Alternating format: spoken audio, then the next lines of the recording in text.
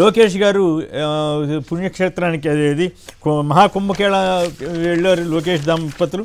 వెళ్ళటం మంచిదే కానీ ఆయన రెడ్ బుక్ గోల్ వదిలేసి నిజంగా ధర్మంగా పద్ధతిగా ఉంటే ఏమైనా పుణ్యం వస్తుంది. లేకపోతే ఇక్కడ చేసి ఆయన చేసి అక్కడికి వెళ్ళి మునిగితే ఏమైనా లాభం ఉంటుందా? ఏమంటే కృష్ణరాజు గారు నేను చెప్పిన దాంట్లో తప్పేమైనా ఉందా?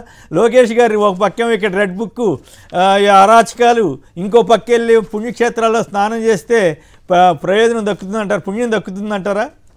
ఒక్కొక్క దాని మీద చర్చలోకి వెళదాం. చిన్న చిన్న సంక్షిప్తంగా మీ కామెంట్ చెబితే.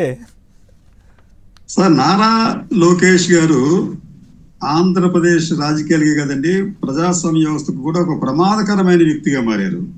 ఇది పెద్ద స్టేట్మెంటే.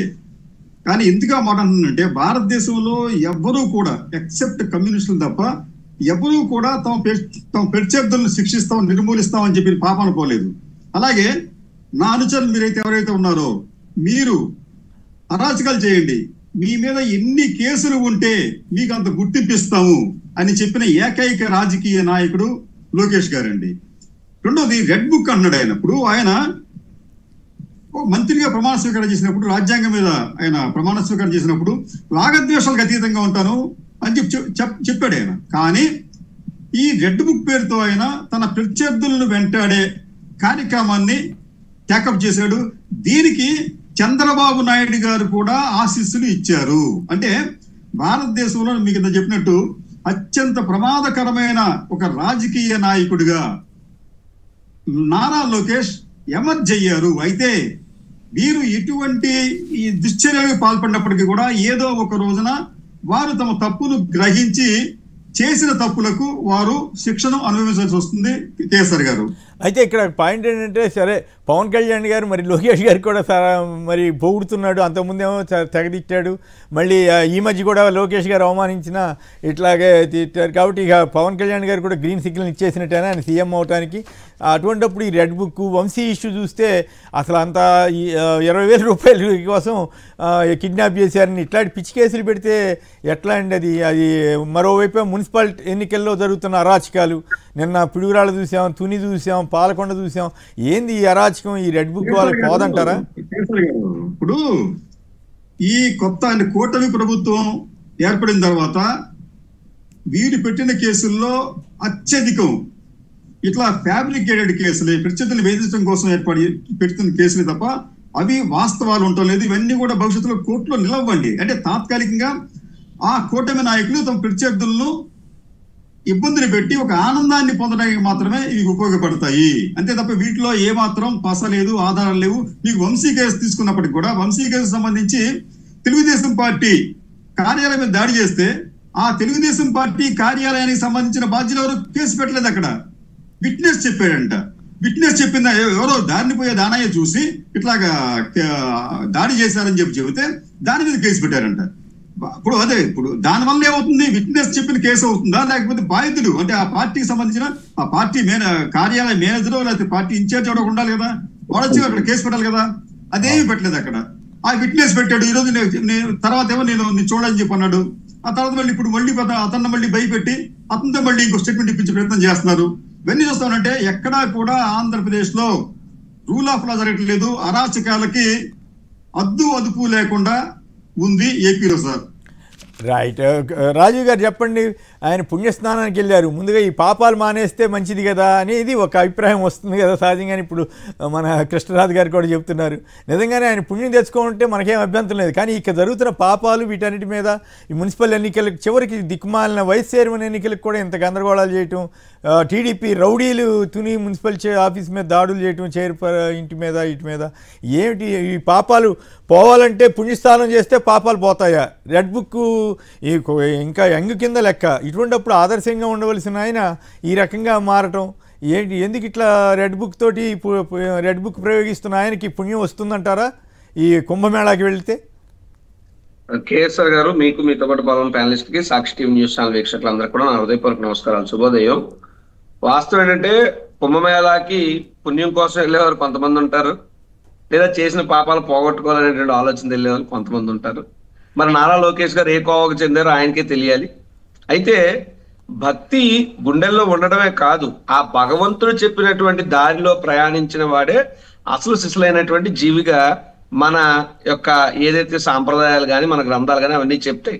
కానీ ఇక్కడ మన పాత పెద్దలు చెప్పినటువంటి సామెతోటి గుర్తొస్తుంది, చెప్పేవన్నీ శ్రీరంగ నీతులు, చేసేవన్నీ చెత్త పనులు అని చెప్పి. ఇప్పుడు నారా లోకేష్ గారి వ్యవహారం అలాగే ఉంది.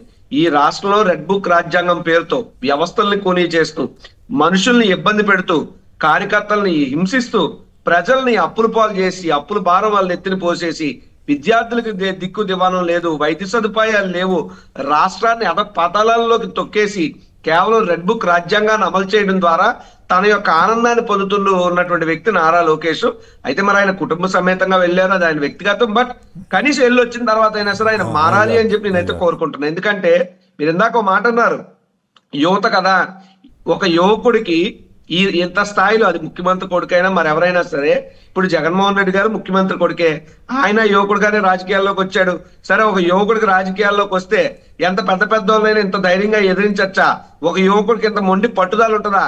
16 నెలలు జైల్లో పెట్టినా పోరాటం ఆపకుండా యువకుడు ఇంతలా నిలబడతాడా? ఒక యువకుడు ఇన్ని వేల కిలోమీటర్లు పాదయాత్ర చేస్తాడా? ఒక యువకుడు ఇంత అద్భుతమైనటువంటి పరిపాలన అందిస్తాడా అని చెప్పి ఒక యువకుడు రాజకీయాల్లోకి వస్తే పట్టుదలకి ప్రతిరూపంగా ఉంటే ప్రజలకి ఒక ఇన్స్పిరేషన్ గా ఉండాలి అని చెప్పి నిరూపించినటువంటి నాయకుడు జగన్మోహన్ రెడ్డి గారు. కానీ ఒక యువకుడికి అధికారం ఇస్తే ఈ విధమైనటువంటి తప్పుడు పనులు చేస్తాడని చెప్పి నిరూపించిన వ్యక్తి నారా లోకేష్ గారు. సో యువత అయినంత మాత్రాన మంచి చేయాలి, కానీ చెడు చేస్తే ఎప్పుడు కూడా ఫస్ట్ ఎగ్జాంపుల్ గా నారా లోకేష్ గారు నిలుస్తారు. చరిత్ర ఎప్పటికైనా మరవదు ఈ విషయాల్లో. ఇకపోతే ఈ యొక్క మున్సిపల్ వైస్ చైర్మన్ ఎన్నికలో మరి దారుణంగా, అంటే అది ఒక రకంగా చెప్పాలంటే కక్కుర్తులో కమాండ్లో అని చెప్పి సినిమా డైలాగ్ అలా తయారైంది. ఇదేంటండి ఇది ఏమైనా ఒక ఎమ్మెల్యేనా, ఎంపీనా, ఓ మేయర్పేటమా, ఏంటి? What is is non sense? ఇది దానికి పోయి దాడిచెట్టి రాజా గారు లాంటి, ఇప్పుడు ఆయన ఇంట్లో ఆయన ఉన్నారు, ఆ కౌన్సిలర్లతో మీటింగ్ పెట్టుకున్నారు, చైర్మన్ వాళ్ళతో ఉన్నారు, వీళ్ళకి ఎక్కడ సభ్యులు లేరు, వాళ్ళ ఇంటి మీద పోయి దాడులు చేసి పాలకొండ తీసుకున్నా, మరో ప్రాంతం తీసుకున్నా, ఇదే ఎస్ ఇది ఉందాతనం సార్. జగన్మోహన్ రెడ్డి గారు ఉందాతనంగా చేసి, మేము అధికారంలో ఉన్నప్పుడు, టీడీపీ అపోజిషన్ ఉన్నప్పుడు జేసీ ప్రభాకర్ రెడ్డి బయటకు వచ్చి జగన్మోహన్ రెడ్డి హ్యాట్స్ ఆఫ్ అన్నాడు. అది మొనగాడైనటువంటి రాజకీయం, ప్రజాస్వామ్యంగా పరిపాలించడం అంటే. ఏళ్ళ బతుకులో ఉన్న ఎందుకు ప్రతిోడు తిట్టుకుంటున్నాడు. సో ఈ రోజు అధికారం అడ్డం పెట్టుకుని మీరు అన్యాయాలు ఎన్నైనా చేయొచ్చు. రెండోది కేసీఆర్ గారు మీరు ఒకటి గమనించండి, స్థానిక సంస్థల ఎన్నికలకు, స్థానిక ప్రజాస్వామ్య వ్యవస్థకు చంద్రబాబు నాయుడు గారు ఆది నుండి వ్యతిరేకం. 2012లో ఉదాహరణకు విశాఖ మున్సిపల్ కార్పొరేషన్ ఎన్నికలు అయిపోతే 9 ఏళ్ల పాటు పెట్టలేదు సార్. మళ్ళీ జగన్మోహన్ రెడ్డి గారు వచ్చి 21 22 పెట్టాడు ఆయన. అలాగే 2017లో ఆంధ్రప్రదేశ్ మొత్తం స్థానిక సంస్థల ఎన్నికలు అయిపోతే, పదవీ కాలాలు పూర్తయితే వెంటనే 17 సగంలోనో 18లోనో చంద్రబాబు నాయుడు గారు పెట్టాలి, కానీ పెట్టలేదు. మళ్ళీ జగన్మోహన్ రెడ్డి గారు వచ్చే ఎన్నికలు పెట్టారు. సో స్థానిక ప్రజాస్వామిక వ్యవస్థకి ఊపిరిలూదింది జగన్మోహన్ రెడ్డి గారు అయితే, స్థానిక ప్రజాస్వామ్య వ్యవస్థని పేక నొక్కుతూ ఆ వ్యవస్థను సర్వనాశనం చేస్తున్నటువంటిది కూటమి ప్రభుత్వంగా నేను చెప్తున్నా. రైట్, నిజంగానే నాకేం వేరే అనుకోకుండా ఫోటో చూస్తే ఆలోచన వచ్చింది తప్ప, లోకేష్ గారికి ఒక సలహా ఇద్దాము, అయ్యా నీకు మంచి అవకాశం వచ్చింది, మన పవన్ కళ్యాణ్ గారు కూడా ఆల్మోస్ట్ నిన్ను పొగిడేశారు, కాబోయే సీఎం అన్నట్టు. అయితే ఒక వీడియో చూద్దరు కానీ, గతంలో లోకేష్ గారిని ఉద్దేశించి పవన్ కళ్యాణ్ గారు ఏమన్నది, ఇప్పుడు ఎట్లా పొగుడుతున్నది. రైట్, నీ కొడుకుని చేయటానిక, ముఖ్యమంత్రిని చేయటానిక అన్నాడు, ఇప్పుడేమో భవిష్యత్తు రూపకల్పన చేయబోతున్న లోకేష్ గారికి అని పవన్ కళ్యాణ్ గారు చెబుతున్నారు. ఆ పాల్ గారు చెప్పినట్లుగా మరి ఎట్లా, రాజీవ్ గారు ఏమంటారు సార్? నేను ఈ పవన్ కళ్యాణ్ గారు మన ఆ మధ్య మోడీ గారు మీటింగ్ జరిగినప్పుడు పవన్ కళ్యాణ్ తో పాటు ప్రోటోకాల్ లేకపోయినా నారా లోకేష్ ఫోటోలు వేసినప్పుడు, డయాస్ మీద ఫోటోలు వేసినప్పుడే ఈ చర్చ జరిగితే నేను చెప్పాను, పవన్ కళ్యాణ్ అనే వ్యక్తి నారా లోకేష్ సీఎం అయిపోయి నారా లోకేష్ కింద కూడా పనిచేయడానికి ఒప్పుకున్నాడు ఆల్రెడీ. దాని తర్వాత ఇదంతా జరిగిన వ్యవహారం. మీకు ఇంకో విషయం చెప్తాను చూడండి sir, with in short time, అది 6 months అవనండి, 1 year అవనివ్వండి, with in very short time లో చంద్రబాబు నాయుడు గారికి తీవ్ర అస్వస్థత అనేటువంటి ఒక డ్రామా తెర మీదకి వస్తుంది. చంద్రబాబు నాయుడు గారు హాస్పిటల్లో ఉంటారు. ఉంటే ఈ రాష్ట్రాన్ని ఎవడు ముందు తీసుకెళ్లాలనేటువంటి ఒక దీని డ్రమాటిక్ సిచ్యువేషన్ ఠాగూర్ సినిమాని చూపించేసి పవన్ కళ్యాణ్ ఆల్రెడీ ఒప్పేసుకున్నాడు. కాబట్టి నెక్స్ట్ చంద్రబాబు నాయుడు గారి తర్వాత నారా లోకేష్ అని చెప్పి తెర మీద తీసుకొచ్చి నారా లోకేష్ ఈ రాష్ట్రానికి ముఖ్యమంత్రి చేయడానికి చంద్రబాబు నాయుడు సిద్ధమయ్యాడు. తయారయ్యాడు. దానికి పవన్ కళ్యాణ్ కూడా ఒప్పుకున్నాడు. నాకైతే చంద్రబాబు గారు అంత తేలిగ్గా రెడీ అవుతాడని నేను అనుకోను. కాకపోతే నెక్స్ట్ టైం చూద్దులే అని చెప్పొచ్చేమో. ఇక్కడ పాయింట్ ఏంటంటే కాదు చంద్రబాబు గారిని రాష్ట్ర భవిష్యత్తుకు సంబంధించిన వ్యక్తిగా చూపించకుండా లోకేష్ గారిని రూపకల్పన చేస్తున్నారంటున్నాడు. భవిష్యత్తు చంద్రబాబు గారు కదా సీఎంగా ఉంది. అది పవన్ కళ్యాణ్ గారు ముందుగానే మీరు అన్నట్టుగా మరి లోకేష్ గారు సీఎం అయితే కూడా మనం బాగుండాలి అనుకున్నాడు. ఏం పోవడం మరి ఆయన ఒప్పుకున్నాడు. లేకపోతే నిన్న కాక మొన్న అసెంబ్లీలో ఆయన వచ్చిన తర్వాత 10 ఏళ్ల పాటు చంద్రబాబు ముఖ్యమంత్రిగా ఉండాలని చెప్పాడు ఆయనే. ఇప్పుడేమో భవిష్యత్తుకు బాటలు పవన్ కళ్యాణ్ లోకేష్ వేస్తున్నాడు అంటున్నారు. ఆయన ముఖ్యమంత్రిగా ఉంటే ఈయన బాటలు వేస్తాడండి. ఈయన ముఖ్యమంత్రి అయితే కదా ఈయన బాటలు వేస్తాడు. సో పవన్ కళ్యాణ్ అనే వ్యక్తి ఒప్పేసుకున్నాడు. పాపం మేము ఓడిపోయినా సరే మేము పార్టీ కార్యకర్తలు చెప్పుకుంటున్నాం. మేము ఓడిపోయినా సరే మేము చాలా గర్వంగా ఉన్నాం. పాపం జనసేన కార్యకర్తలు కాళ్ళ దండాలు ఎట్టాలండి మా అనుభవం ఎలా భరిస్తున్నారో గానీ ఏమో ఆయన సీఎం అవ్వాలి, పవన్ కళ్యాణ్ రాజ్యాలు వెళ్ళాలని వాళ్ళు అనుకుంటారు. కానీ పవన్ కళ్యాణ్ ఏమో లోకేష్ రాజ్యానికి నేను రాళ్ళు ఎత్తే కూలీని అవుతాను అంటున్నాడు. ఇంతకన్నా ఒక బానిసతత్వం వేరే ఉండదు. ఆ జనసేన కార్యకర్తలందరూ కాళ్ళ దండం పెట్టాలి మనం. ఈ మహానుభావుడు ఎలా భరిస్తున్నారు. ప్రసాద్ గారు రాజంపేట నుంచి. ప్రసాద్ గారు నమస్కారం. రాజాం నుంచి ప్రసాద్ గారు నమస్కారం. మాట్లాడండి సంక్షిప్త. త్రినాథ్ గారు నమస్తే అండి. నమస్తే, మాట్లాడండి సంక్షిప్తంగా. మీకు పెద్దలకు నమస్కారం. లోకేష్ పవిత్ర స్నానాలకు వెళ్తున్నారు అంటున్నారు కదా. వెళ్ళారు స్నానం చేశారు, మంచిదే, వెళ్ళారు. దీనికి ఒక చిన్న వాక్యం చెప్తా, ఏదైనా అభ్యంతరకరంగా మాట్లాడమా. అలాగే కాషాయ వస్త్రములు కట్టినా, కాశీలో వాసము చేసిన, భాషలు బహు నేర్చినా దోషములు పోవునా అన్నట్టు మనం మంచి చేస్తుంటే మంచి జరుగుద్ది, చెడు చేస్తే అది ఎదురుగా వస్తుంది. దీన్ని ఎవరు తప్పించుకోలేరు. ఇది గమనించవలసింది ఎవరైనా సరే. కరెక్ట్. నేనేమంటానంటే మంచి అవకాశం వచ్చింది, మంచిగా సద్వినియోగం చేసుకో. ఈ దిక్కుమాల రెడ్ బుక్లు, ఈ కక్షలు, కార్పణ్యాలు ఇప్పుడు మాబోటాళ్ళని చెప్తే వింటారని కాదు. బట్ మనం చెప్పడం ఈ వయసులో మాబోటాళ్ళు అన్న సలహా తండ్రి ఇస్తున్నాడో లేదో తెలియదు కానీ బట్ ఇప్పుడు మాబోటాళ్ళని అయితే ఇవి ఇస్తే మంచిదని చెప్తున్నాం. అంత చెప్తే ఏముంది, ఆయన ఇష్టం, ఆయన రాజ్యం, ఆయన ఇష్టం. సాంబశివరావు గారు విశాఖపట్నం. నమస్కారం సార్. నమస్కారం, మాట్లాడండి. కృష్ణరాజు గారికి నమస్కారాలు. నమస్కారం, మాట్లాడండి. వేగం మన లోకేష్ గారు నాన్నగారికే ఇప్పుడు వాళ్ళ నాన్నగారు మామగారికి ఎలాగైతే ఇచ్చారో ఈయన కూడా ఆయనకు ఒక వెన్నుపోటు పొడిచి అయిపోతే బెస్ట్ అండి. ఆ పరిస్థితి లేదులేండి. మీరు అనవసరంగా అటువంటి మనం మాట్లాడటం కూడా అవసరం లేదు, తప్పులేదు. ఇప్పుడు ఎందుకంటే ఆయనకి ఒత్తిడి ఉన్నమాట వాస్తవం. చంద్రబాబు గారికి ఒత్తిడి ఉందని అనేక వార్తలు వస్తూ ఉన్నాయి. అదేదో వేగం అయిపోతుంది. ఇప్పుడు అలాగా మరీ పూర్తిగా రెడ్ బుక్ పాలన తీసుకెళ్ళమంటారా? మరి ఆయన ముందే నేను మారాను, మంచిగా ఉంటాను, రెడ్ బుక్తో సంబంధం లేదని చెప్పిన తర్వాత ఇమ్మనండి సీఎం పదవి. ఇంకా సీఎం పదవి కూడా ఇచ్చేస్తే ఇంకా అడ్డు ఆపు లేకుండా పోతే ప్రమాదం కదా. ఓకే, ఏమండి మీరేమంటారు? కృష్ణరాజు గారు, పవన్ కళ్యాణ్ గారు చెప్పినట్టు ఈయన మన రాజీవ్ చెప్తున్నట్లుగా ఈయన ఇప్పుడే తొందరలోనే సీఎం అయిపోతాడంటారా? లేదండి, పవన్ కళ్యాణ్ గారి స్ట్రాటజీ ఎట్లా ఉంటుందంటే ఆయన చెప్పేది ఒకటి, ఆయన మనసులో ఉంది ఒకటి, అనుసరించేది ఒకటి అండి. ఆయన ఏమాత్రం కూడా ఈ లోకేష్ ని ముఖ్యమంత్రి చేయకుండా ఉండడానికే ప్రయత్నిస్తాడు. ఆయన అవసరం వస్తే ఆయన ఒక బీజేపీతో కలిసి ఎన్నికలకు ముందు బయటకు వచ్చి తన సత్తా ఏమిటో చూపించుకునే ప్రయత్నం చేస్తాడు తప్ప ఇదంతా కూడా తాత్కాలికమైన సర్దుబాటుల్లో భాగంగానే ఆయన అణిగిమణిగి ఉన్నట్టుగా కనిపిస్తున్నాడు. కానీ మీకు గమనించట్లేదు, గత 8 నెలలుగా పలు సందర్భాల్లో ఆయన ప్రభుత్వాన్ని ఇరకాటంలో పెట్టే విధంగా, చంద్రబాబు నాయుడు ఇరకాటంలో పెట్టే విధంగా వ్యాఖ్యానించారు. ఇప్పుడు కూడా చూడండి, నిన్న ఈ ఆలయాల సదస్సు జరిగితే దానికి ఈ సనాతన అపాలజిస్టిక్ సనాతన ఏదో అంటున్నారు. ఆయన లేదు కొత్తగా సనాతన ధర్మ పరిరక్షకుడు, ఆయనకు ఇన్వైట్ చేయలేదు. ఆయన ఎందుకు వెళ్ళలేదు? నేను దాని మీద నడిపినప్పుడు అడుగుదాం అనుకున్నాను. ఎందుకు వెళ్ళలేదు, ఎందుకు పిలవలేదు, అసలు ఆయన పట్టించుకోలేదా? ఇదేమవుతుందంటే చంద్రబాబు నాయుడు గారు సాధ్యమైనంత వరకు మన పవన్ కళ్యాణ్ ని తొక్కిపెట్టే ప్రయత్నం చేస్తున్నాడు. అయితే పవన్ కళ్యాణ్ అంటే తను అణిగిమణిగి ఉన్నట్టుగా కనిపిస్తూనే అవకాశం వచ్చినప్పుడల్లా కూడా తన వాయిస్ ని రేజ్ చేస్తూ ప్రభుత్వాన్ని, చంద్రబాబు నాయుడిని, లోకేష్ ను కూడా ఇరుకుని పెడుతున్నారు. వీరి మధ్యన మీరు ఎవరన్నా అనుకున్నా కాకపోయినప్పుడు కూడా వీరి మధ్యన ఒక ప్రచ్ఛన్న యుద్ధం జరుగుతున్నప్పుడు కాదు మీరు చెప్పేది వాస్తవంగానే కనపడుతున్నప్పుడు కూడా నాకు పాయింట్ ఏంటంటే మనందరం కూడా ఎట్లాగే అనుకున్నాం. కనీసం ఫోన్ కూడా చేయకుండా, ఫోన్కి రెస్పాండ్ అవ్వకుండా చంద్రబాబు గారు చేస్తే వెళ్ళిపోతాం. ఇంకోళ్ళని అయితే పీకేసేవాడు కదా చంద్రబాబు గారు. ఆ పరిస్థితి లేదు కాబట్టి ఆయన వెళ్ళాడు, వచ్చాడు.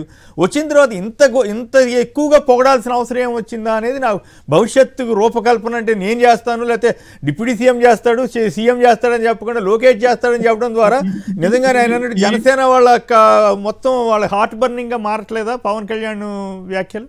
ఈ రాజకీయ పరిణామాల్లో పవన్ కళ్యాణ్ చాలా వ్యూహాత్మకంగా వ్యవహరిస్తున్నారు. తాను నిగ్రహంతో ఉన్నానని చెప్పి ప్రయత్నం చేస్తూనే తన ఆగ్రహాన్ని కూడా ఆయన ప్రజలకు, రాష్ట్రానికి, అలాగే పాలకులకు కూడా చూపిస్తున్నాడు అండి ఆయన. మీకు లోకేష్ ఏమంటాడండి, ఆయన ఏదో ఒక పవన్ కళ్యాణ్ సంబంధించి ఒక స్టేట్మెంట్ ఇస్తే అది మా పార్టీతో సంబంధం లేదని చెప్పంటాడు ఆయన. అంటే వీరి మధ్యన అంతా కూడా ఎక్కడా సఖ్యత అనేది లేదు. పైకి మాత్రం సఖ్యతగా ఉన్నట్టుగా చూపి ప్రయత్నం చేస్తున్నారు. అయితే అది సఖ్యత కాదు అని చెప్పి పవన్ కళ్యాణ్ మళ్ళీ తొందరలోనే నిరూపిస్తారు. ఎక్కువ టైం తీసుకోవడం పవన్ కళ్యాణ్ గారు మళ్ళీ ఏదో ఒక అంశం మీద ఈ ప్రభుత్వాన్ని ఇరుకుని పెట్టే విధంగా ఒక స్టేట్మెంట్ ఇస్తారు. ఎందుకంటే ఆయన తన ఉనికిని కాపాడుకోవటం, తన స్థానాన్ని బదిలీ చేసుకోవటం, తాను ఒక రాజకీయ శక్తిగా ఎదగడం కోసం అనేది ఆయన చేస్తున్నారు. కాబట్టి ఏంటంటే ఇక్కడ ఎవరి గేమ్ వాళ్ళు ఆడుతున్నారు, ప్రజలను బలి చేస్తున్నారు. రైట్, చూద్దాం మీ జోస్యం కరెక్ట్ అవుద్దో, రాజు చెప్పిన జోస్యం కరెక్ట్ అవుద్దో, మరి ఏది కరెక్ట్ అవుద్దో చూద్దాం. ఇక మరొక అంశంకి వెళ్దాం. సోషల్ మీడియాలో ఇది చాలా డేంజరస్ ట్రెండ్ అండి. ఈ రకంగా ఇటువంటి జరిగితే కనుక రెడ్డి ఉద్యోగస్తులకు షాక్ అంటూ ఒక ప్రచారం జరుగుతోంది. 90 మందికి పైగా పోస్టింగ్లు ఇవ్వకుండా ఆపారు అని చెప్పి, ఇప్పటికే ఐఏఎస్ ఐపీఎస్లు పలానా పార్టీ వైసీపీ వాళ్ళని అదని చెప్పి సస్పెండ్ చేయటం అరాచకంగా ఉంది. ఇక్కడ నిన్న రేవంత్ రెడ్డి గారు చెప్పారు, ఐఏఎస్లు ఐపీఎస్లు ఎట్లా ఉండాలి, ఏం కదా, మాకు సలహాలు ఇవ్వాలి, మేము తప్పు చేసినా కూడా మేము ఒక తప్పు చేస్తామంటే వాళ్ళు 3 తప్పులు చేయమంటున్నారు అని చెప్తూ ఆయన మాట్లాడాడు. ఇంకో పక్కేమో ఇక్కడ రెడ్ బుక్ రాజ్యాంగం అని ఈ రకంగా ఏపీలో ఈ రకంగా ఉంది. నిజంగానే ఆ పరిస్థితి ఉందా కృష్ణరాజు గారు? సార్, ఇక్కడ ఆంధ్రప్రదేశ్ అనేది కులాల వారీగా కాస్త విడిపోయిన విషయంలో మనకు ఎవరికి సందేహాలు అక్కర్లేదండి. ఎందుకంటే ఈ కమ్మ లేకపోతే రెడ్డి ఈ సామాజిక వర్గాలు మనం చూసుకుంటే ఈ రెండే పాలక వర్గాలు ఉన్నాయి అత్యధిక కాలం, మనకి దాని సందేహం లేదు. అయితే ఇక్కడ మనకు వచ్చేప్పటికి కమ్మ సామాజిక వర్గానికి ఉన్నంత ఆ కులం మీద ప్రేమ రెడ్డి సామాజిక వర్గానికి లేదు. ఎందుకంటే గతంలో కూడా రెడ్డి సామాజిక వర్గానికి చెందిన వారు వివిధ పార్టీల్లో చాలా కీలకమైన పాత్రలు పోషించారు. ఎక్కడా కూడా తమ వారిని ప్రోత్సహించుకునే ప్రయత్నం చేయలేదు. ఇటీవల కాలంలో మీకు ఎందుకు మొన్న జరిగిన ఎన్నికల్లో కూడా ఈ రాయలసీమ రెడ్డిలు కూడా ఈ జగన్మోహన్ రెడ్డిని తమ నాయకుడిగా గతంలో ఓన్ చేసుకున్న తర్వాత వదిలేశారు. కానీ కమ్మ సామాజిక వర్గం వారు మాత్రం ఎన్ని ఆటుపోట్లు, ఎన్ని ఒడిదుడుకులు వచ్చినప్పటికి కూడా, ఎన్ని ఓటములు వచ్చినప్పటికీ కూడా చంద్రబాబు నాయుడిని వదులుకోలేదు. చంద్రబాబు నాయుడిని వదులుకోకపోగా ఇప్పుడు లోకేష్ గురించి కూడా వారు తాపత్రయపడుతున్నారు. ఇది ఒక ఫీలింగ్, ఒక క్యాస్ట్ ఫీలింగ్ గురించి మనం ఆడాలి. రెండోది ఏంటంటే ఈ రెడ్డి సామాజిక వర్గానికి క్యాస్ట్ ఫీలింగ్ తక్కువగా ఉన్నప్పటికీ కూడా ఈ కమ్మ సామాజిక వర్గం వారికి మాత్రం అనుమానాలు ఎక్కువ ఉన్నాయి. మళ్ళీ వీళ్ళకి మనం ప్రామినెంట్ పోస్టులు ఇస్తే వీళ్ళు మళ్ళీ మనకి ఏకమవుతారు, లేకపోతే వీళ్ళు మళ్ళీ వైసీపీకి అనుకూలంగా ఉన్న వాళ్ళు సమాచారం ఇస్తారు. ఇటువంటి రకరకాల కారణాలు అయితే ఈ కమ్మ సామాజిక వర్గ పాలకుల్లో ఉన్నాయి. దాంట్లో భాగంగా ఏంటంటే మీకు ఇటువంటి పోస్టులు ఇచ్చే విషయంలో వారిని పక్కన పెట్టడం, లేకపోతే వాళ్ళు బీఆర్ లో ఉంచడం లాంటివి చేస్తున్నారు. ఇదేం పెద్దగా మనం ఆశ్చర్యపోవాల్సిన విషయం అయితే ఏవి కాదు కేసర్ గారు. అంటే మొత్తం 96 మందిని డిఎస్పీలు బదిలీ చేశారంట. వాళ్ళల్లో రెడ్డి కులానికి చెందిన ఏ ఒక్క డిఎస్పీకి కూడా పోస్టింగ్ ఇవ్వకుండా అందరినీ వీఆర్కి పరిమితం చేశారంట. ఎంతమంది ఉన్నారో తెలియదు కానీ రెడ్లు 96 మందిలో రెడ్లు. బట్ ఆ రకంగా వివక్షతోటి చేస్తే మాత్రం అది చాలా ప్రమాదకరమైన ధోరణి అవుతుంది. రాజీవ్ గారు సంక్షిప్తంగా మీరు కూడా మాట్లాడండి సార్. ఒకటి ఏదైతే మీరు చెప్పారో, గతంలో వైఎస్ జగన్మోహన్ రెడ్డి గారి పరిపాలన 5 ఏళ్ళు కూడా ఇదే సోకాల్ రెడ్డి సామాజిక వర్గం, మరీ ముఖ్యంగా రాయలసీమ రెడ్లు, వారందరూ ఏంటంటే మాకు టైంకి బిల్లులు అవ్వలేదనో, లేదంటే మేము అనుకున్నంత స్థాయిలో సంపాదించడంలో లేదా వ్యాపారాలు చేయటంలో మరో రకంగా జగన్మోహన్ రెడ్డి గారు మాకు స్పెసిఫిక్ గా రెడ్డి సామాజిక వర్గానికి అంత వెన్నుదనుగా నిలబడలేకపోయాడనో ఒక రకమైనటువంటి అసంతృప్తితో సోకాల్డ్ కొంతమంది రెడ్డిల్లో కూడా తెలుగుదేశం పార్టీకో కూటమికో పనిచేసినటువంటి సందర్భాలు ఉన్నాయి. ఇది మేము ఒప్పుకోకపోయినా అందరూ పనిచేస్తే కాబట్టి అన్ని నోట్లు వచ్చేసి, లేకపోతే ఎలాగొచ్చేస్తే అయితే ఈ వ్యవహారం అనేటువంటిది చంద్రబాబు నాయుడు గారిది చాలా తప్పు. జగన్మోహన్ రెడ్డి గారి పాలనలో ఏ రోజు కూడా అధికారంలో కానీ రాజకీయాల్లో కానీ నిజంగా ఓ కులానికి వ్యతిరేకంగా జగన్మోహన్ రెడ్డి గారి ప్రభుత్వం ఎక్కడ పనిచేయలేదు. చంద్రబాబు నాయుడు గారు అనే వ్యక్తి హీఈస్ యాంటీ కాపు, హీఈస్ యాంటీ రెడ్డి, కానీ దీన్ని ఎక్కడా ఎస్టాబ్లిష్ చేయరు. కానీ జగన్మోహన్ రెడ్డి గారు కులాలకి, మతాలకి, పార్టీలకి, వర్గాలకి, ప్రాంతాలకి అన్నిటికీ అతీతంగా పనిచేసినప్పటికీ కూడా ఆయన మీద యాంటీ కమ్మ అనేటువంటి ముద్రని చాలా సక్సెస్ఫుల్ గా తెలుగుదేశం పార్టీయో ఆ ఎల్లో మీడియా వేయగలిగింది. కానీ నిజానికి ఎవరు అంటే యాంటీ కాపు, యాంటీ రెడ్డి చంద్రబాబు నాయుడు గారు. గతంలో మీరు చూసుకుంటే వంగవీటి మోహన్ రంగా గారు లాంటి వ్యక్తులు కూడా రౌడీగా చిత్రీకరించి ఆయన హత్యకి పథకం పనిని, ఆయన హత్య జరిపించిన దాంట్లో కీలక పాత్రలో ఉన్నటువంటి వ్యక్తి చంద్రబాబు నాయుడు గారు. అలాగే ముద్రగడ పద్మనాభం గారి వ్యవహారం అప్పుడు చూసాం. మళ్ళీ మా ప్రభుత్వం, కొత్త కూటమి ప్రభుత్వం వచ్చిన తర్వాత ఆయన ఇంటి మీదకి ఏ విధంగా దాడులు ఉసుగలుపుతున్నారో చూస్తున్నాం. అదే విధంగా ఇప్పుడు ఈ మున్సిపల్ వైస్ చైర్మన్ ఎన్నికల్లో కానీ ప్రతి చోట కూడా రాజకీయంగా కోస్త బలంగా ఉన్నటువంటి కాపు సామాజిక వర్గం మీద కూడా ఈ యొక్క కూటమి ప్రభుత్వం దాడి చేస్తుంది. కాకపోతే దాని పైకి వైఎస్ఆర్ కాంగ్రెస్ పార్టీ మీద, వైఎస్ఆర్ కాంగ్రెస్ పార్టీ నాయకుల మీద జరిగినటువంటి దాడిగా పవన్ కళ్యాణ్ ముందు చిత్రీకరించడం వల్ల ఏమో పవన్ బయటికి రావట్లేదు. కానీ ఈ యొక్క తెలుగుదేశం పార్టీ ప్రభుత్వ హయాంలో కాపులకు కూడా సరైనటువంటి పోస్టింగ్లు ఎక్కడ పడట్లేదు. ఉమ్మడి ఉత్తరాంధ్ర జిల్లాల్లో అత్యధిక జనాభా ఉన్నటువంటి జాతి కాపు కమ్యూనిటీ. కానీ ఉత్తరాంధ్రలో కూడా ఎక్కడ మీరు పోస్టింగ్లు చూస్తే కీలకమైనటువంటి ఏ పోస్టింగ్ లో కూడా కాపులు లేనటువంటి పరిస్థితి. ఈ రకంగా మీరు రెడ్ల గురించి చెప్పారు, బట్ కాపులు కూడా తెలియకుండానే చాప కింద నీరులా ఈ కూటమి ప్రభుత్వం అనగదొక్కుతుంది.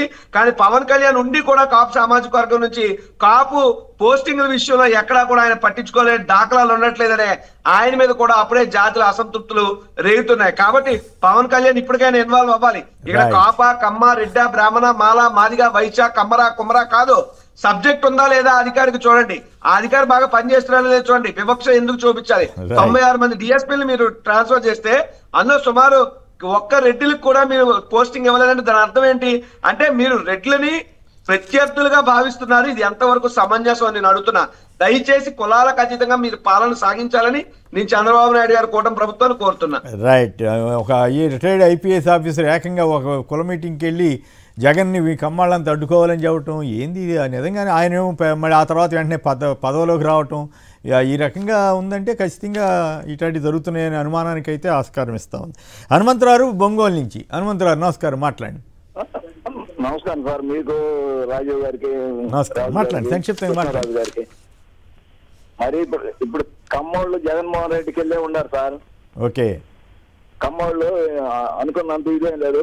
మేము కమ్మోళ్ళమే, మేము జగన్మోహన్ రెడ్డికి వెళ్ళే ఫస్ట్ నుంచి ఉన్నాము. ఓకే. మరి ఇప్పుడు రెడ్లే కొంతమంది వాదన చేస్తున్నారు, జగన్మోహన్ రెడ్డి మంచివాడు కాక మేము చంద్రబాబు సపోర్ట్ చేస్తున్నాము. అట్లా కాదు, మంచివాడని కాదు. వాళ్ళ ఉద్దేశం ఏంటంటే అప్పుడు వాలంటీర్లను పెట్టి మా పెత్తనాన్ని కొంత దెబ్బ కొట్టారని కొంతమంది నాతోటి స్వయంగా అన్నారు. వాళ్ళ ఇది ఆధిపత్యం.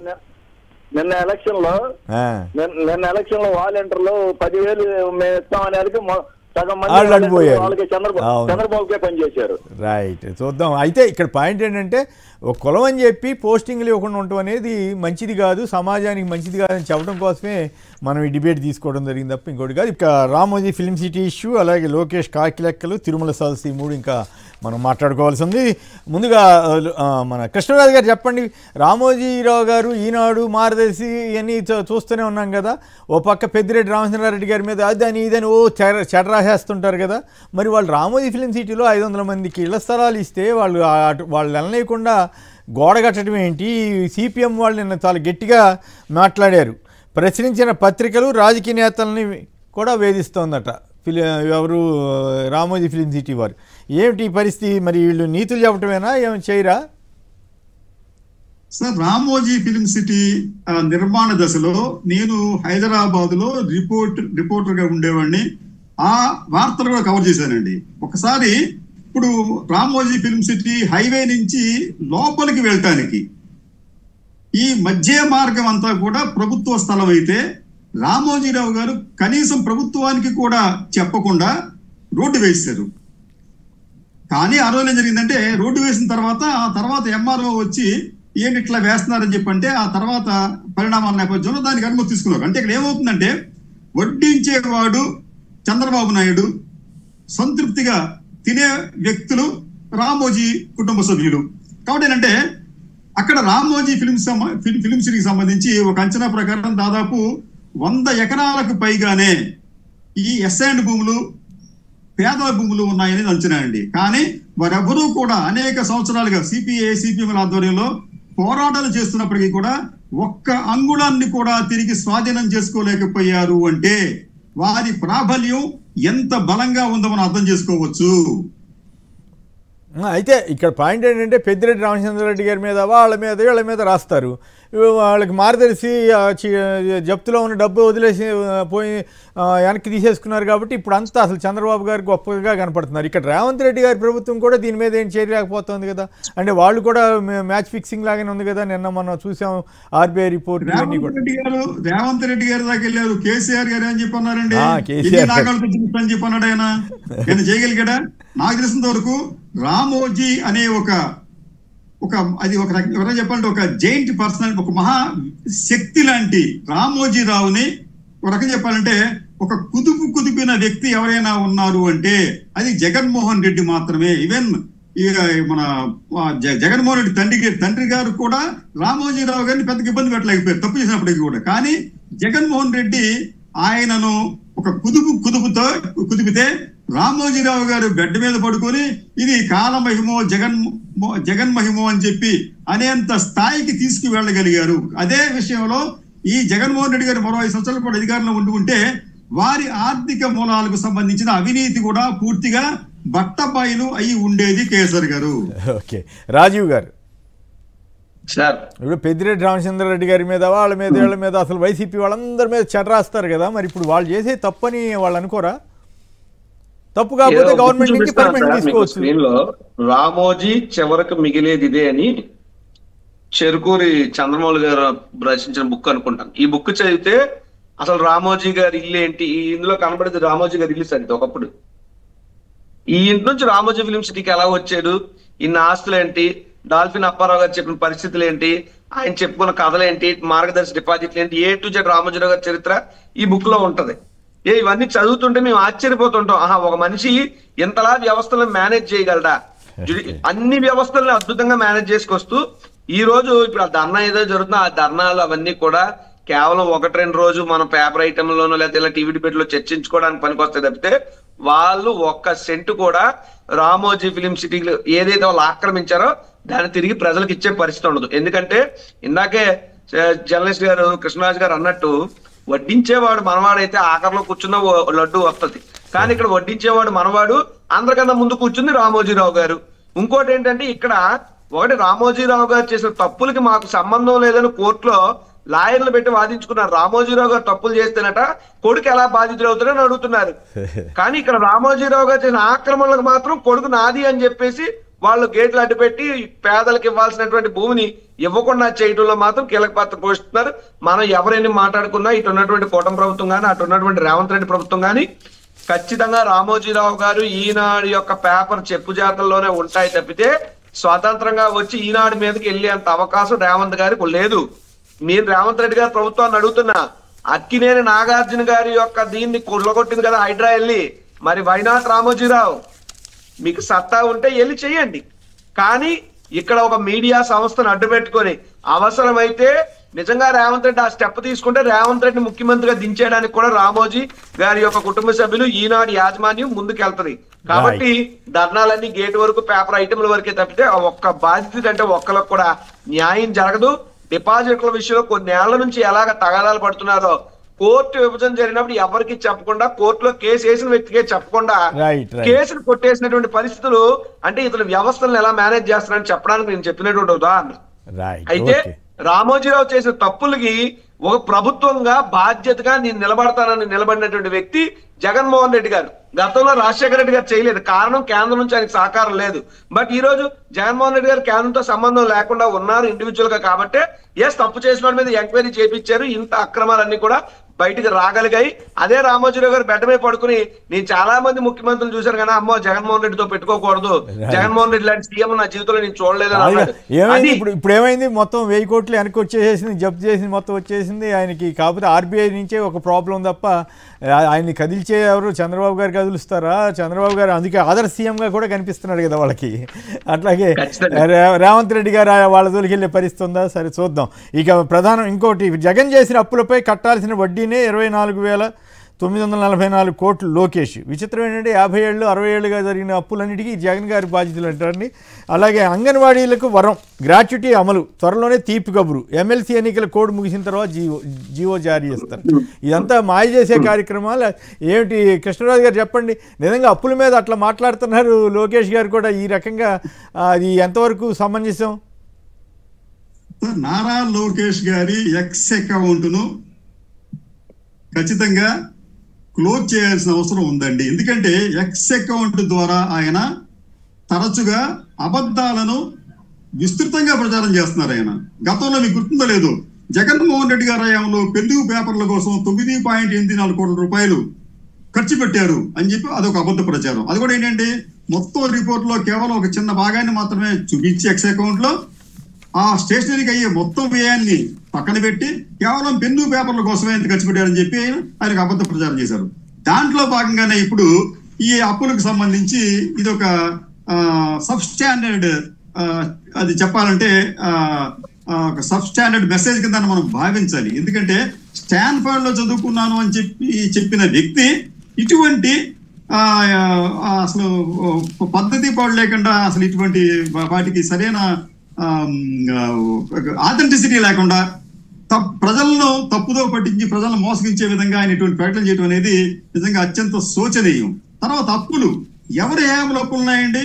చంద్రబాబు నాయుడు గారు భారతదేశంలో అతి పెద్ద అప్పుల అప్పారావు. ఆయన ఆంధ్రప్రదేశ్ ను తాకట్లో పెట్టారు. ఇది నా మాట కాదండి, ఇది మాజీ ముఖ్యమంత్రి కిరణ్ కుమార్ రెడ్డి గారి మాట. ఒక్కసారి మీకు వినిపిస్తే ఒకసారి చూడండి, చెప్తాను మీకు. అది కిరణ్ కుమార్ రెడ్డి గారు చెప్పిన మాట అండి. ఇది 1,500 working days ఉంటే 99,004. 1,200 working days here borrowed money from RBI.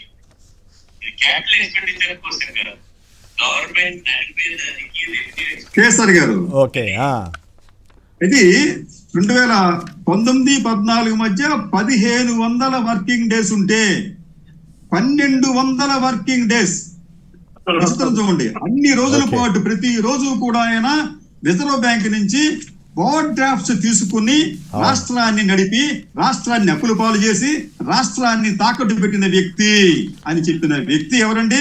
మాజీ ముఖ్యమంత్రి కిరణ్ కుమార్ గారు. కాబట్టి ఏంటంటే చంద్రబాబు నాయుడు గారు లేకపోతే వారి తనయుడు ఇట్లా మీరు చెప్పినట్టు ఇన్ని అబద్ధాలు చెబితే అట్లా. ఇప్పుడు రాష్ట్ర విభజన నాటికి 7,000 కోట్లు వడ్డీ కడుతున్నారు. చంద్రబాబు గారు వచ్చిన తర్వాత 15,000 చిల్లర కోట్లకి వెళ్ళింది, 14,000 చిల్లర కోట్లు, అంటే 50% ఎంతో 100% పెరిగింది. ఆ తర్వాత కరోనా 2 ఏళ్లతో కలిపి ఇంకొక మళ్ళీ వడ్డీ అప్పు పెరిగింది. అప్పు తగ్గట్టుగా 22,000 కోట్లకు ఎంతకు వెళ్ళింది. ఈ మొత్తం అంతా కలిపి జగన్ గారి ఖాతాలో ఏంటి? కాదు కాదు, ఇక్కడ నేను చెప్పేది ఏంటంటే అసలు ఇక్కడ ఇంకొక ద్రోహం ఏం చేశారంటే వీళ్ళు చంద్రబాబు నాయుడు గారి హయాంలో, చంద్రబాబు నాయుడు గారి హయాంలో వడ్డీలను కూడా సరిగ్గా కట్టలేదండి. ఆ వడ్డీలు కట్టకపోవడంతో ఆర్బీఐ వారు ఇతర ఈ బ్యాంకులు కూడా తరచుగా వారికి కొన్ని 100 నోటీసులు ఇచ్చింది. మీరు ఈ నెల మా వడ్డీలు పంపించలేదు, అది 6 నెలలకు మా వడ్డీలు పంపించలేదు అని చెప్పి. అంటే ఆ వడ్డీలు కూడా అక్యూములేట్ అయ్యాయి. ఆ విషయాన్ని చంద్రబాబు నాయుడు గారు లోకేష్ గారు ఎందుకు చెప్పడం లేదు? తర్వాత ఈ కొన్ని బ్యాంకులు అయితే ఈ లోన్లు కొత్త లోన్లు తీసుకుంటే ఆ లోన్ల నుంచి వడ్డీలు మినహాయించుకొని మిగతా మొత్తాన్ని మాత్రమే రుణాలుగా ఇచ్చాయి. ఈ విషయాన్ని లోకేష్ గారు ఎందుకు చెప్పడం లేదు? తర్వాత ఈ 2014లో రాష్ట్ర విభజన తర్వాత ఏపీకి 97,000 కోట్ల రూపాయల అప్పులు ఉన్నాయి ఆ రోజు నటికండి. అయితే ఈ తర్వాత జరిగిన పరిణామం ఏంటంటే ఆ అప్పులు అంటే 1956 నుంచి 2014 వరకు, అంటే చంద్రబాబు నాయుడు గారు ఆ టర్మ్ లో దిగిపోయేంత వరకు చూస్తే దాదాపు 7,488 కోట్ల రూపాయలు వడ్డీలు చెల్లించినట్లుగా చెబుతున్నారు. కానీ ఇక్కడ ఏమైందంటే 2019 నాటికి వడ్డీ 15,324 కోట్లకు పెరిగింది. అంటే ఇక్కడ ఏమైందంటే చంద్రబాబు నాయుడు గారి హయాంలో వడ్డీ చెల్లింపు అనేది రెట్టింపు అయ్యింది. ఈ విషయాన్ని వారు ఎందుకు చెప్పడం లేదు? 2023 మీకు 2014-15తో పోల్చితే వడ్డీ చెల్లింపుల పెరుగుదల 80% ఉంటే అది జగన్మోహన్ రెడ్డి గారి హయాం 2023-24 నాటికి జగన్మోహన్ రెడ్డి హయాంలో 76.2% తగ్గింది. అంటే వడ్డీల భారం, చెల్లింపుల భారం అనేది చంద్రబాబు నాయుడు హయాంలో 89% ఉంటే అది జగన్మోహన్ రెడ్డి గారి హయాంలో 76.2% తగ్గింది. ఇలాగా మీకు అనేక చూస్తాం. అనేక అంశాల్లో ఆంధ్రప్రదేశ్ లో కూడా ఎక్కడ పరిధులకు మించి జగన్మోహన్ రెడ్డి గారి హయాంలో అప్పులు చేయలేదు, ఓవర్ డ్రాఫ్ట్స్ కి వెళ్ళలేదు. దీనికి సంబంధించి మీకు ఫిజికల్ రెస్పాన్సిబిలిటీ వారు కూడా ఆంధ్రప్రదేశ్ కు సంబంధించి ఒక అప్రిసియేషన్ కూడా వాళ్ళు చేశారు. మీరు హద్దులోనే చేస్తున్నారు. నాకేమనిపిస్తుంది అంటే చంద్రబాబు గారే కాకి లెక్కలు చెబుతారంటే ఆయన మించిపోయి ఇప్పుడు ఈయన కాకి లెక్కలు చెబుతున్నాడు. మరి ఇట్లా చేసే వాళ్ళకి పుణ్యం వస్తుందో రాదో తెలియదు కానీ రైట్. ఇక మనం రాజీవ్ గారు చెప్పండి, ఈ కోర్టు తర్వాత అన్ని అమలు చేసేస్తామని డిఎస్సి అని అదని ఇదని ఇప్పుడు తాజాగా గ్రాట్యుటీ అని అంగన్వాడీలకి నిజంగానే ఎమ్మెల్సీ ఎలక్షన్లు వాళ్ళని భయపెడుతున్నాయి టీడీపీని. సంక్షిప్తంగా చెప్పండి, తిరుమల ఇష్యూ మీద కూడా మాట్లాడించాలి సార్. ఖచ్చితంగా ఎమ్మెల్సీ ఎలక్షన్ వారు భయపడుతున్నారు, చాలా వ్యతిరేకత వచ్చింది. ఈ వచ్చినటువంటి వ్యతిరేకతని ఏదో రకంగా పాసిఫై చేసుకోవాలనే ఆలోచనలో వస్తే ఇది చేస్తాం అన్నటువంటి మాట తప్ప ఇంకోటి కాదు. కోడ్ ఉంది లేకపోతే అన్ని చేసేవాళ్ళం అన్నట్లు అదే అంటున్నాం సార్. వంకలేనమాట డొంకటికి ఏడ్చిందట. అలాగే నీకు ఇచ్చినటువంటి ఇన్ని నెలల అధికారంలో నువ్వు ఒక పని చేయలేకపోయి ఇప్పుడు చేద్దాం అంటేనేమో గతంలో చెయ్యండి రా బాబు అంటే బాబు మాకు అధికారం లేదు, అధికారం పోయింది. ఎందుకు చేయలేదంటే అధికారం పోయింది. ఎప్పుడు చేస్తారంటే అధికారంలోకి వచ్చాక చేస్తాం. ఇప్పుడు చెయ్యండి రా అంటే బాబు లేదు ఎమ్మెల్సీ కోడ్ ఉందని. ఇదంతా కూడా కేవలం ప్రజలు మభ్యపెట్టడానికే సార్. నేను ఒకటే చెప్తున్నాను, తొలి సంతకం సార్ డిఎస్సి అనేది చంద్రబాబు నాయుడు కూటమి ప్రభుత్వం పెట్టిన తొలి సంతకం. రాజశేఖర రెడ్డి గారు గతంలో తొలి సంతకం పెడితే ఉచిత కరెంట్ ఇచ్చి చూపించారు. జగన్మోహన్ రెడ్డి గారు తొలి సంతకం పెన్షన్ల పెంపు పెడితే ఇచ్చి చూపించారు. కానీ వీళ్ళు పెట్టినటువంటి మొట్టమొదటి సంతకానికే దిక్కు లేకుండా విద్యార్థులు కానీ యువత కానీ రోడ్లెక్కి మహాప్రభు డిఎస్సి నోటిఫికేషన్ ర్యాలీలు ధర్నాలు చేసే పరిస్థితికి వచ్చిందంటే వాట్ ఎల్స్ ఈ గవర్నమెంట్ చేస్తుంది? తొలి సంతకానికే దిక్కు లేదంటే మిగతా చెప్తున్నటువంటి మాటల పరిస్థితి ఏంటి? కాబట్టి ఇప్పుడు రాష్ట్రంలో జనరల్ గా ఏమనుకుంటున్నారు, 7 రోజులు డివైడ్ చేసుకున్నారు ఈ కూటమి ప్రభుత్వం. సోమవారం పోలవరం, మంగళవారం అప్పుల వారం, బుధవారం బుద్ధి లేని వారం, గురువారం గుర్తు లేని వారం, శుక్రవారం షో మాటలు చెప్పేవారం, శనివారం శాపనార్థాల వారం, ఆదివారం అన్ని మర్చిపోయే వారం. ఇంతే తప్పితే ప్రజలకు ఈ మంచి చేసినటువంటి పరిస్థితులు కూటమి ప్రభుత్వం లేదు. Right, okay. ఫైనల్గా తిరుమల ఇష్యూ మీద మాట్లాడదాం. తిరుమలలో సదస్సు పెట్టడం ఏంటి? చంద్రబాబు గారిని ఆదర్శ సీఎం అని ఫడ్నవీస్ గారు పొగిడారంట, దాన్ని ఈనాడు వాళ్ళు ప్రముఖంగా వేసుకోవడం ఏమిటి? అసలు నిజంగానే అంత ఆదర్శంగా కనపడింది ఆయనలో. మరి ఈ తిరుమల సదస్సు పెట్టడం ద్వారా, తిరుపతి సదస్సు పెట్టడంతో మొత్తం లేపిన గబ్బంతా పోతుందా కృష్ణరాజు గారు?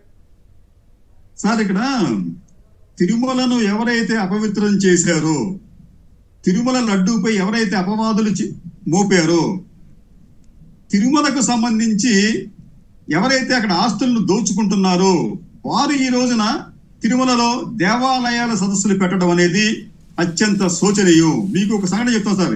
ఇప్పుడు ఈ ప్రభుత్వం ఏం చేయబోతుందంటే కొద్ది రోజుల్లో అక్కడ తిరుపతిలో గాలి గోపురం మఠం అని చెప్పి ఒక మఠానికి సంబంధించి దాదాపు దీనికి 600 సంవత్సరాల చరిత్ర ఉందండి.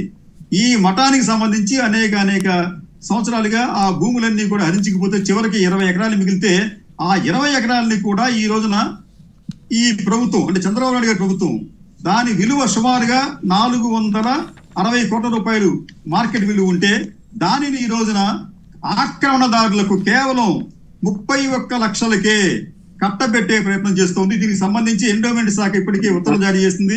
ఈ ప్రభుత్వం కొద్ది రోజుల్లో దానికి సంబంధించి జీవో కూడా జారీ చేయబోతోంది. అంటే ఈ ప్రభుత్వం అనేది ఒకవైపు పవిత్రమైన తిరుమల భూములను కూడా స్వాహా చేస్తూ, తిరుమల భూములను ఆక్రమించుకున్న వారికి వాటిని సక్రమం చేస్తూ ఈ రోజున మా తిరుమలలో కూర్చొని దేవాలయాల సదస్సు అని చెప్పింది. అంటే ఇక్కడ ఇంకో మాట అండి, చంద్రబాబు నాయుడు గారు ఏం చెప్పారంటే ఈ దేవదేవుడు తప్పులు చేసే వారిని ఉపేక్షించడం చెప్పన్నారు. నిజంగా ఆ దేవదేవుడు తప్పులు చేసే వారిని నిజంగా ఉపేక్షించడు. ఇలా తప్పులు చేస్తున్న వారిని ఈ రోజు కాకపోతే రేపైనప్పటికీ కూడా శిక్షించడం ఖాయం కేసరి గారు. రైట్. రాజీవ్ గారు, దీంతో పాటు ఇంకోటి కూడా చిన్న పాయింట్ ఒకటి ఉంది. సెంట్రల్ యూనివర్సిటీలో ఆడపిల్లలకి సంబంధించిన సమస్య కూడా సంక్షిప్తంగా మాట్లాడదాం. తిరుమల ఇష్యూ మీద మాట్లాడి ఫడ్నవీస్ గారు వచ్చి పొగిడారంట చంద్రబాబు గారిని. మరి ఏ రకంగా ఆదర్శమయ్యారు? ఇక తిరుమలలో తిరుపతిని అంత గబ్బు లేపి తొక్కేసలాట రూపంలో అట్లు ఇప్పుడు సదస్సు పెడితే మొత్తం మారిపోతుందా? సార్ దయచేసి ఫడ్నవీస్ గారు పోరాడడం మనం ఎంత తక్కువ మాట్లాడుకుంటే అంత మంచిది సార్. ఎందుకంటే చంద్రబాబు నాయుడు గారి కోసం ఇక్కడికి వచ్చి ఎవరైనా కేజ్రీవాల్ గారు మాట్లాడి వెళ్ళారు. ఈ నెలేమో ఆయన పదవి ఓడగొట్టాడు. అలాగే ఇప్పుడు ఫడ్నవీస్ గారు మాట్లాడారు. రేపు ఏదో రోజు ఆ ఫడ్నవీస్ కూడా వెనుపడి పొడి చేస్తారు ఇతను. సో తనకి ఎవరైతే అన్నం పెడతారో వాళ్ళందరికీ సున్నం పెట్టడం చంద్రబాబు నాయుడు గారి నైజం. తనకు ఎవరైతే అన్నం పెడతారో వాళ్ళందరికీ అన్నం పెట్టడం చంద్రబాబు నాయుడు గారి యొక్క స్వతహాగా వెనతో పెట్టినటువంటి విద్య ఆయనకి. కాబట్టి ఆయన ఏదో పిలిపించి పోడించుకున్నాడు, అది వేరే కానీ. బట్ ఇప్పుడు అక్కడ అంత పెద్ద మీటింగ్ పెట్టి కనీసం పవన్ కళ్యాణ్కి ఇన్విటేషన్ లేదా, పవన్ కళ్యాణ్ అవమానించారా, లేదా పవన్ కళ్యాణ్ సిగ్గొదిలేసుకున్నాడు అన్నది మ్యాటర్. ఎందుకంటే లడ్డు వ్యవహారం జరిగితే సీరియస్ గా వెళ్ళిపోయి దుర్గమ్మ గుడిమెట్లు కడిగేసి, లేకపోతే ఆమె నాన్న అపాలజెటిక్ సనాతని హిందూ అని చెప్పి ఊగిపోయినటువంటి ఏడా సనాతని అంటే ఆయన సనాతన కాదని చెప్పడమే చంద్రబాబు నాయుడు గారి ఉద్దేశమా, లేదంటే ఆ సనాతనకి ఈ ప్రభుత్వంలో అంత విలువ లేదని చెప్పడం ఉద్దేశమా? దీనికి ఖచ్చితంగా చంద్రబాబు నాయుడు గారు, పవన్ కళ్యాణ్ గారు ముందు స్పందించి అదేంటో తేల్చాల. తర్వాత వాళ్ళని ఎవరు పోగడారు, వీళ్ళని ఎవరు పోగడారు ఇవన్నీ అంటే పేపర్ లో రాసుకోవడం డైవర్షన్ పాలిటిక్స్ లో భాగంగా ఆ సీఎం వచ్చాడు, ఈ సీఎం వచ్చాడు, ఆ సీఎం ఈ సీఎం ఎందుకు, ఈ రాష్ట్ర ప్రజలు పొగడారా లేదా అన్నది చూసుకోవాలి. కాబట్టి కేవలం బ్యానర్ ఐటమ్ వరకు పొగడ్తల్ని పిలిపించి బాకాలు ఉదించుకుని పిలిపించి పోడించుకోవడంలో భాగంగా తప్పితే ఇంకోటి కాదు. Point number 1. ఇకపోతే లోకేష్ గారు చేసే దుష్ప్రచారాల విషయంకి వస్తే ఇప్పుడు కాకి లెక్కలు అప్పుల విషయంలో చెప్పాడు, గతంలో పఫ్ఫుల మీద కాకి లెక్కలు చెప్పాడు, లేదా జగన్మోహన్ రెడ్డి గారు పబ్జీ సీఎం అన్నాడు, లేదా జగన్మోహన్ రెడ్డి గారు తాడేపల్లి పిల్ల అన్నాడు, లేదా లడ్డు వ్యవహారం చూసుకున్న ప్రతిదీ కూడా మసిబూసి మారేడుగా చేసి ఆ యొక్క బురదని జగన్మోహన్ రెడ్డి గారికో వైఎస్ఆర్ కాంగ్రెస్ పార్టీకో ఏదో రకంగా అంటించాలనేటువంటి ప్రయత్నంలో నారా లోకేష్ బురదలో పడిపోతున్నాడు, పప్పులో కాలేస్తున్నాడు తప్పితే ఇంకొకటి కాదు. ఇక పాయింట్ నెంబర్ 3, ఏదైతే ఈ కూటమి ప్రభుత్వం వచ్చిన తర్వాత ఆడపిల్లలకు గాని మహిళలకు గాని మరి బాలికలకు గాని ఎక్కడ రక్షణ లేకుండా పోయింది. ఎక్కడికక్కడ ఒకడేమో కాలేజెస్ లోకి వెళ్ళిపోయి ఆ పిల్లలు స్నానాలు చేస్తున్న వీడియోలు చేస్తాడు, మరోడేమో ఇంకోటి చేస్తాడు. వీళ్ళేమో వాళ్ళ మీద చర్యలు తీసుకోండి, చేసినటువంటి వ్యక్తుల మీద అరెస్ట్ చేయండి అంటే అది మానేసి ఆ ఆడపిల్లల దగ్గర సెల్ ఫోన్ లాక్కుని ఆడపిల్లల కాలేజీలోనే నిర్బంధించేటువంటి దిక్కుమాలిన పరిస్థితులు. నిన్న కాక మొన్న తిరుపతిలో జరిగినటువంటి ఒక ఇన్సిడెంట్ లో బాధితురాలు బయటకు వచ్చి మీడియా ముందు చెప్తే 2 రోజులు తిరగకుండానే జైపూర్ నుంచి పోలీసు వాళ్ళు వచ్చి ఆ బాధితురాలు పట్టుకెళ్ళి అరెస్ట్ చేస్తారు తప్ప బాధితురాలు ఇచ్చినటువంటి కంప్లైంట్ ఎక్కడ పట్టుకునే పరిస్థితి లేదు. కాబట్టి ఎక్కడా కూడా మహిళల కోసం దిశ చట్టాన్ని జగన్మోహన్ రెడ్డి గారు తీసుకొస్తే ఆ దిశ చట్టం ఎలా మారిందంటే గతంలో ఎప్పుడన్నా మహిళలు ఒంటరిగా రోడ్ల మీదకి వెళ్తే ఇంట్లో పెద్దోళ్ళు కారపొడి పెట్టుకో పెప్పర్ స్ప్రే పెట్టుకో అనేవారు. కానీ 1924 దిశ యాప్ పెట్టుకునేలా తీసుకొచ్చాడు. ఈరోజు దిశ యాప్ లేదు, దిశ లేదు, మహిళలు లేదు, మహిళల రక్షణ లేదు, సర్వం సమాంతం నాశనం చేసి పడేశారు ఈ రాష్ట్రంలో. అన్ని సబ్జెక్టులు కవర్ చేసాం. కృష్ణరాజు గారు, కొండా రాజీవ్ గారు అందరికి కూడా ధన్యవాదాలు. ఇది నేటి చర్చా కార్యక్రమం. నమస్కారం.